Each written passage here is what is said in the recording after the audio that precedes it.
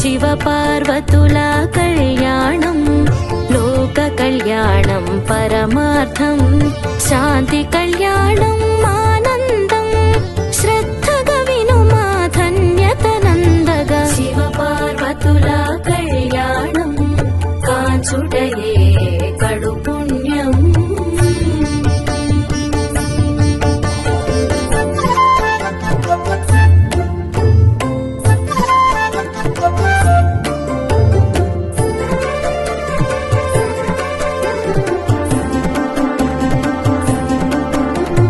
హిమవంతుడు పర్వతరాజు ధర్మపత్ని వేణాదేవి ఆదిశక్తినే పుత్రికగా పొంద తపము చేసే